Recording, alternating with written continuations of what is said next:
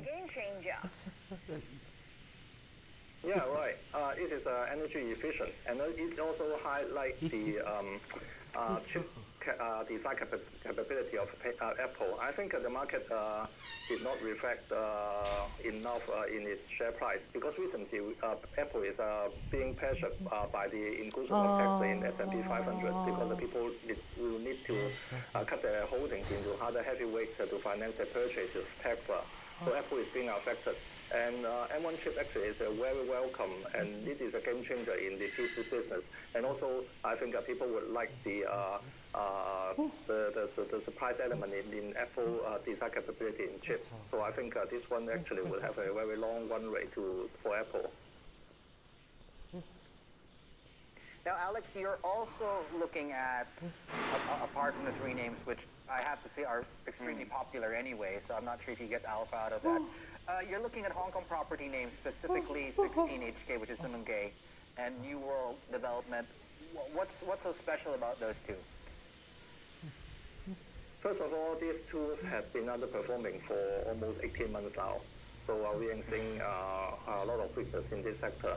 But first of all, New World Development got a very popular response to one of its residential project sales last month. And it means that the buying power actually is very strong in the local property sector. So the property market actually remains quite good. And if things turn to normal next year, then we probably may see a pickup in property prices.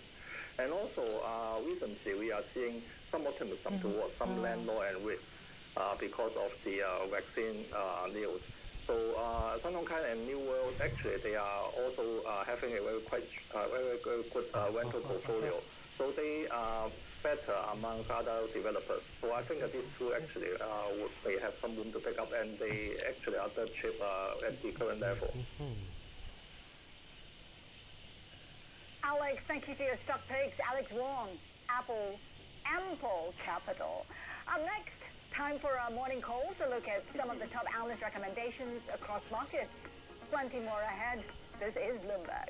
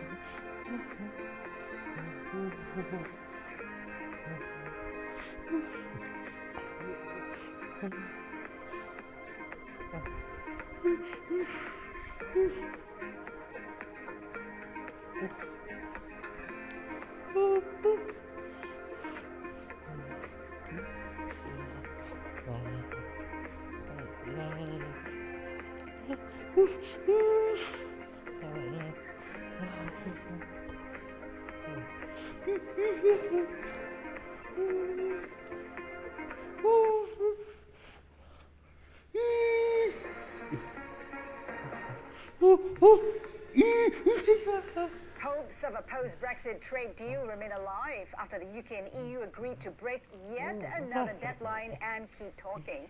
Keeping a close eye on sterling is our cross-asset team editor, Joanna Singer in Singapore. Joanna, I mean, we saw the pound climbing as much as 1.2%. It is more a relief than a rally.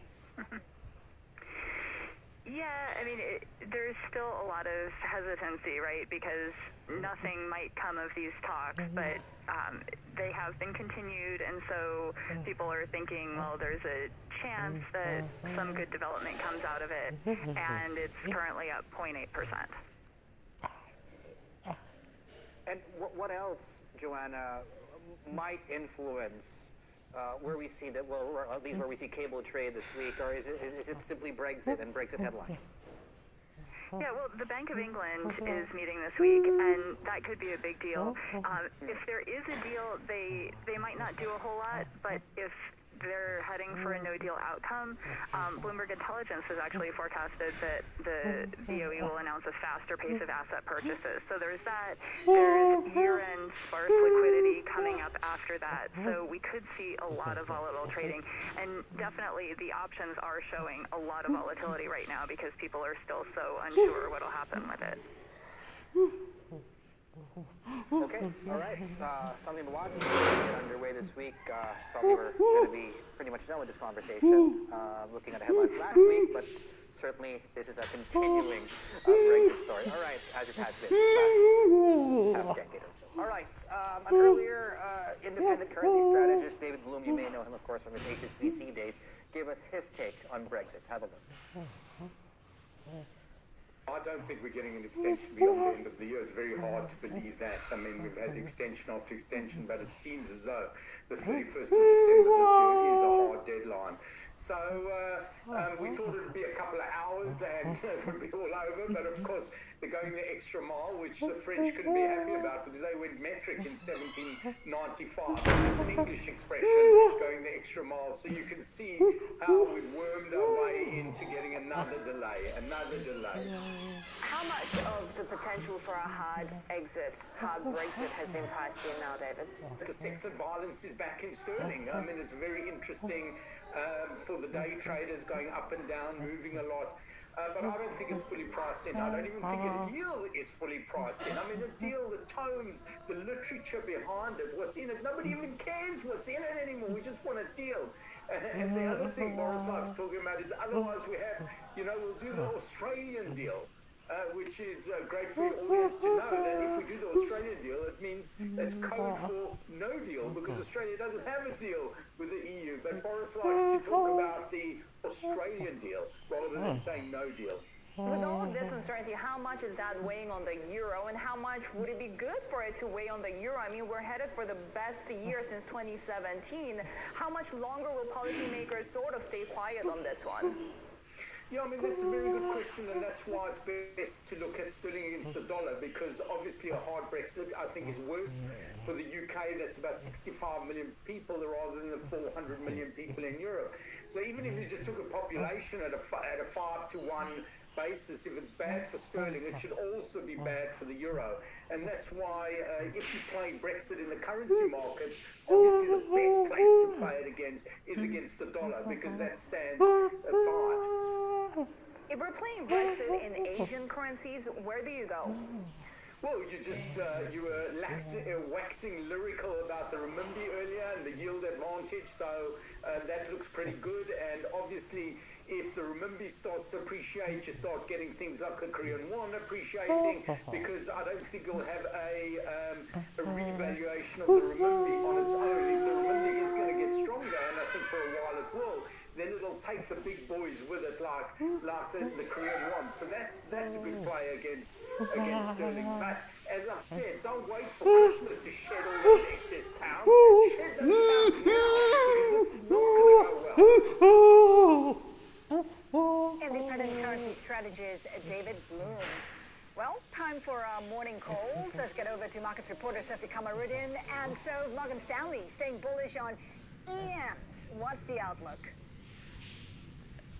Yeah, they're bullish on more emerging FX and bearish the greenback, although they do recommend pausing short dollar trades until after the January 5th election runoff in the state of Georgia and the U.S. But going into specifics when it comes to EMFX, Morgan Stanley staying bullish on the Indonesian rupiah. rupiah and Indonesian duration in light of attractive yields there. And they're also forecasting that the Taiwanese dollar will see 27 to 28 through most of next year, with GDP growth seen at an above trend 3.8% in next year for Taiwan. So looking at central banks on tap this week, given this backdrop, Morgan Stanley expecting no change for both Indonesia as well as Taiwan central banks. So, to Mo and his team at Gold.